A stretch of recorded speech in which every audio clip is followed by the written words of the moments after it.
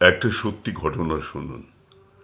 শুনলে হয়তো মনটা খারাপ হয়ে যাবে, তবে আমি মন খারাপ করতে চাই না, বাস্তব ঘটনা অভিহিত করতে চাই আপনাদের। ঘটনাটা হলো প্রভাবতী দেবী গর্ভাবস্থায় তার স্বামী পরলোক গমন করলেন। হ্যাঁ, গর্ভাবস্থায় তিনি যখন 4-5 মাসের গর্ভাবস্থা, সেই সময় তার স্বামী পরলোক গমন করলেন। অত্যন্ত গরিব ভদ্রমহিলা অনেক কষ্টে শিশুটি জন্ম দিলেন। তারপরে আস্তে আস্তে তিল তিল করে শিশুটিকে বড় করতে শুরু করলেন। বড় হলো, স্কুল ছাড়িয়ে কলেজের গণ্ডি। মা ভাবল এইবার বুঝিয়ে আমার দুঃখ দূর হবে। কলেজের গণ্ডি থেকে বেরিয়ে একটা খুব ভালো চাকরি পেল।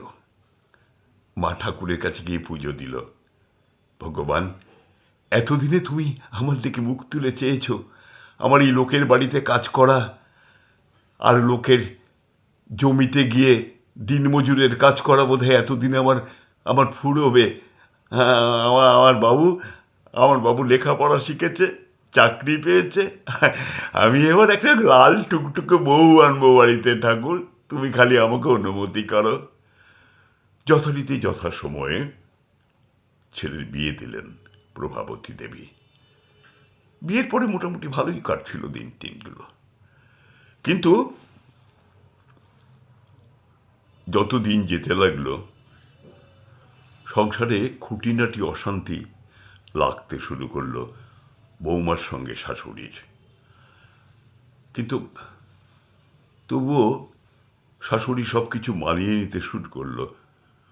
শেষে একদিন ছেলে প্রচণ্ডভাবে রেগে গেল। রেগে গিয়ে মাকে বললো, এই বাড়িতে আমি তোমাকে আর থাকতে দেবো না, বেরিয়ে যাও, বেরিয়ে যাও বাড়ির থেকে। যেভাবে পারো সেইভাবে, যেখান থেকে পারো জোগাড় করে খাও, গে যাও, এ বাড়িতে তোমার জায়গা নেই। তুমি তোমার বৌমার সঙ্গে খারাপ ব্যবহার করো। বললো, কি বলছিস তুই, তোকে আমি কীভাবে বড় বলে, এটা ছাড়ো ছাড়ো, সব মা বাবারাই তার সন্তানদের বড় করে, এটা এমন কিছু বেশি কিছু তুমি করনি, যাও বেরিয়ে যাও বাড়ির থেকে। ভদ্রমহিলা কপাল চাপড়াতে চাপড়াতে কাঁদতে কাঁদতে গ্রামের জমিদার বাবুর কাছে গিয়ে হাজির হলো। জমিদার বাবুকে সবিস্তারে সব কিছু বললেন। বলার পর জমিদার বাবু বিচার ডাকলো, ছেলেকেও ডেকে পাঠালো। বিচার শুরু হলো। ছেলে সব কিছু বলল।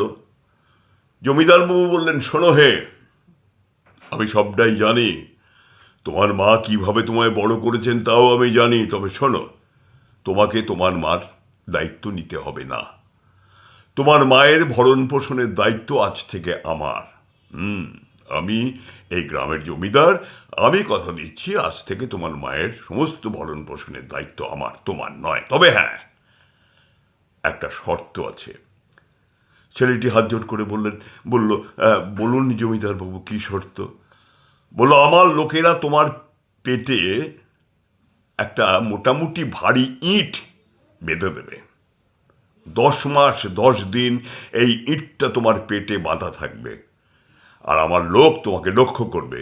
যদি কখনো খোলার চেষ্টা করো, বুঝতে পেরেছ, তাহলে কিন্তু তোমার মহা বিপদ আছে।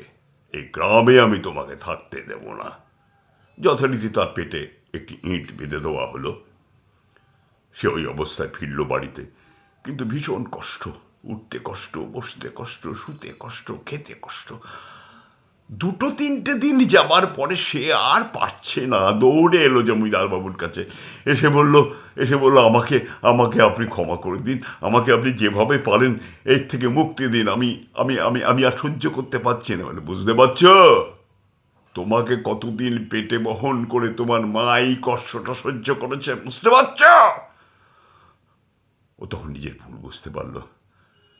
দৌড়ে গিয়ে মায়ের কোলে ঝাঁপিয়ে পড়ল। মায়ের পা দুটো ধরে হাউ হাউ করে কাঁদতে লাগলো। মা গো, মা, আমায় তুমি ক্ষমা করে দাও, মা, আমায় তুমি ক্ষমা করে দাও, আমি সত্যি অন্যায় করেছি মা, আমার এমন ভুল আর কখনো হবে না, কখনো হবে না, আমি তোমায় কথা দিলাম মা।